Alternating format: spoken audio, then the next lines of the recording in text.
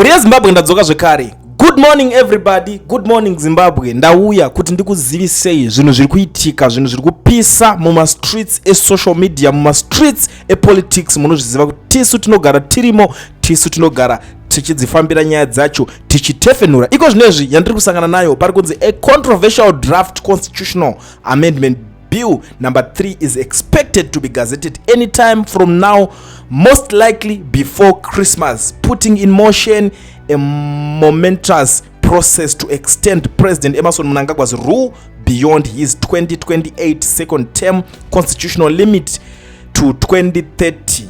A cabinet minister akati gandichibuditse ndichifumura anjataura kuti nyaya yacho yaibuditsira kupi, but it's something masources zvacho zvinenge zvine masources mukati, but nyaya yacho aisiyo nyaya yenda nayo yega panapa. Nyaya yenda nayo ndekuti vanhu vari kubvunza kuti chii chichazoitika pana VP Chiwenga. For your own information, semaonera makazviita, VP Chiwenga vakadisqualifyiwa kuti havachakwanise kuita president. For your own information, ene ndiri kuziva kuti mukushaya kuti papi, I'm going to show you now.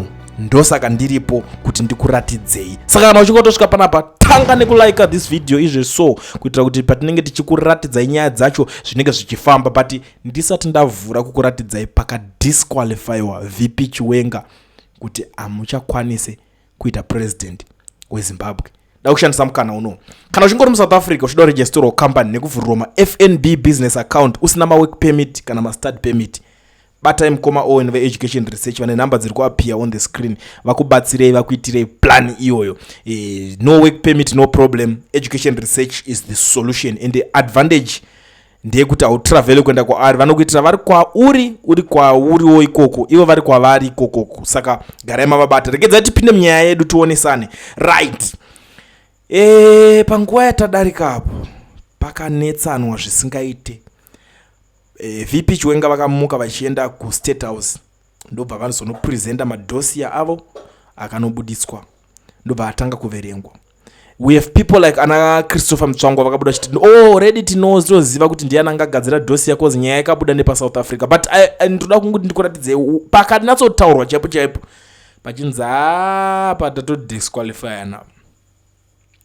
If you go on paragraph or page 14 paragraph 11 pane mashoko akataurwa ipapo.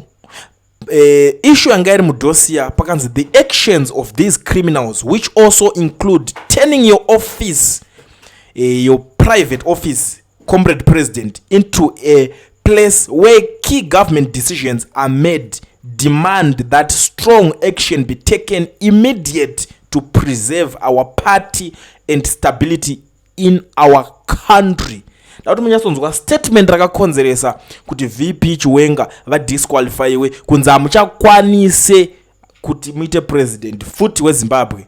Hanzi the actions of these criminals, which also include turning your private office, comrade president, into a place where key government decisions are made, demand that strong action be taken immediately to preserve our party and stability in our country.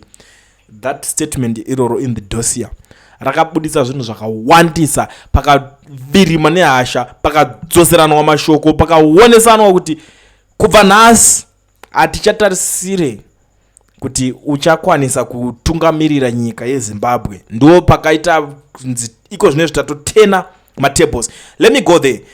Parespond racho President Emmerson Mnangagwa vachipindura through ziyambi iko ziyambi ndiye akatamba front yekupindura zvinhu zvese. Nyaya dzese dziri kuzoitika ndotso muri kuona kuti ziyambi is trending right now. Iko zvinezvi everywhere you go, as long as uri munhu anotera politics dzekuZimbabwe, you will see zvandiri kukudzai kuti ziyambi is trending. So in his response akati, regrettably, this is a direct and personal attack on the person of the president. The office of the president is protected in terms of our constitution. There are provisions to protect the president whilst in office. This is done to ensure the maintenance of peace and stability in the country. Section 10 of our constitution mandates every person or government entity to promote peace, stability, and national unity, undermining the office and authority of the president is a criminal offense in terms of our law, and has the effect of eroding the credibility of the president, thereby destabilizing our peace, unity, and even national security. The president's personal residence and private matters are off limits and should not be subject to speculation. The author has clearly demonstrated his bitterness to question what happens to the president in his private space is not only immature but also meddling and intrusive. This is a clear demonstration of serious disrespect of the president. A good leader is a good follower. The author has shown that he is not a good follower and therefore cannot be a leader. That statement is very strong. A good leader is a good follower. The author has shown that he is not a good follower and therefore cannot be a leader. Ndo dera kato disqualify zvinhu zvese bvazatovharana bvazatodhakwa zvakadaro ende vakazoenderera zvavo kumberi vachitaura kuti information has been brought from reliable sources that members of presidium equally host multitude at their private places in and around Harare. I shall not bother to comment whether that is a completion of the principle, is this is not part of my mandate today. No one has ever questioned these gatherings, no ever dropped on what takes place at these private places. By the same token, can we therefore draw an adverse inference that this document was authored at someone's private farm? So the document private farm, someone's private farm. Atisi kuti hapasitaura zveprivate farm rekunzi rakanikira vari vanhu nemafamu toazemo, but chinhu chiri kunzi chakabikwa muSouth Africa ndokwa chakatangira kugadzirirwa mufamu rasomeone muSouth Africa. You know what, panga paita problem yekuti panzi maprivate offices apresident ndo ari kushandiswa zvigananda zviri kungopinda zvichiita zvazvinoda imomo. Akawandisa makaona mameetings amwe mwaiitika, magatherings ava vaita mafamily angava mafamily gatherings aitwa kuprecap farm. Anditi muri kuzviona, saka ndo zvimwe zvaiquestionwa naVP Chiwenga kuti but ko imi ko zvinhu zvese zviri kuitika zvigananda, what are they doing? Zvigananda must be stopped. Look at this, zvazodai. And you know what, maZimbabweans maifara no, ngaite something. And that day pakaendeswa dossier, people were celebrating kuti miri emone zvavari kunoitana izve, so vanhu vakafara kandi kukutaurirai. But zvinhu zvakazonotiyana nepamwe kuti munhu akabva asvika atodzwa kuti right, iwewe wanyora that dossier, iwewe hauqualify kuzoita president wenyika ine, hautonhikirikini, saka ndo pakatodisqualify kudhara. And these guys unozva kuti veMzanupf vakangorega vatotaura kuti iwewe hauqualify, you don't qualify for this position. Zvadhakwa zvadhakwa, chero ukatobvisa wavo ye vanokushanda kusvika zvanaka, kusvikira zvadi ameno zvichioma zvirwadza unenge kuti takushanda iwewe, hatichakubvumidzewo kuti upapinde papa, uchapapinda pachapindika.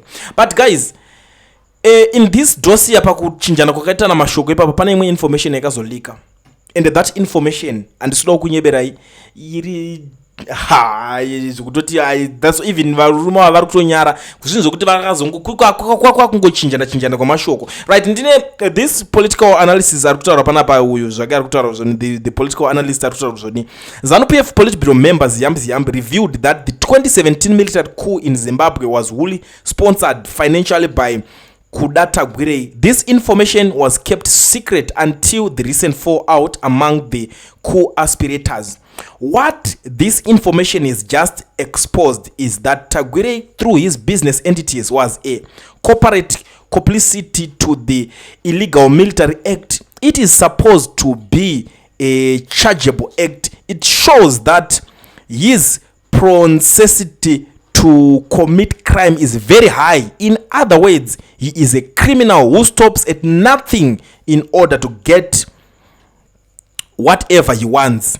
He is a go-getter whose level of patience and perseverance is so high that he can wait for as long as it takes to grab and go. His eyes are on the presidency and will not be stopped by anything to drive through. Vice President Chiwenga might have to get a new set of gloves to ward off some of the pressure, but Tungwarara is Nanmiti, who will soon fall and fall very hard from the political turf. This is what the public knows. What more is yet to be exposed. Sakanza avatagwire zvavakatoita ipapo unobuda uchisponsor army uchisponsor army pazvinhu zvakadaro zviri pamutemo kuita seikoko. Luckily zvakazongochinjwa yakabva yangonzi yakaitwa kuZimbabwe hakuna coup yakaitwa, hanzi inonzi Operation Restore Legacy. Ilizvi zvangu zvepaZimbabwe izvi. But anyway, I'm so happy because ndakanoti vanhu vakawanda vepaZimbabwe hamunokwanisa kubata nyaya yekuti vipi Chiwenga vadisqualify papi. So I think ndakwanisa kuzadzikisa vipi Chiwenga ndo pavaka disqualify pa that question vakabvunza in that dossier vakataura kuti ko imi zvigananda zvikuswera zviri mu private offices za president zvine zvichazofamba sei chichi nechitika. Even if you guys still remember, pane madays Mdarageza pakazobuda achitaura kuti Temba Mlisco atoenda ku office, private office yamunangagwa kuborodhiwa aenda nopuwa mari koko kuti auya achizotanga kutaura zvakashatira pamusoro pa VP Chiwenga. Kanzi mano kwamliswa makaita seme munopuwa mari kuti mutanga ufamba muchinikina zvinhu zvakadai so andimazona. Ndo some of the questions dzaitika. Saka bona kuti Mdarageza angasiri kure nezvinhu zvaaita zvezve. Angari mudhuze ane information yake iri accurate, but zvainetsa kuti vanhu vanyatsonzwisa kuti Mdaro ari kubva nekupi achienda nekupi. Information iyi ari kuinokora nechepapi chaipo. Pakazongoitikawo zvapo mistake kuti vana veZimbabwe vakaignowesa vakatowedzera kutoignora vachisiya munhu achiuya achitaura zvinhu zvaita se zvaibatika, but zvakazongoendawo nepamwe. Ndo patinenge tichingoti ameno kuti pachatika munana rudzii, but so far mamirira zvakaita pachadi kumbopanana mafalse hope kuti kana kuti mungacha expecta kuti one day ningachabuda akadai so nesetup dzakarowa idzi toma one, but tongoti hakuna munhu anofirapo zveka kana Mwari chaiyo nguva vanongobereka kana vatotora munhu netime. Coolien TV team VAT asi vanhu vachishamsika. Coolien TV haichatsika, saka subscribe wozolaika nechawana zvisapana chichazosha. Everybody say Coolien, yeah. Information is brilliant, yeah. Everybody say Coolien.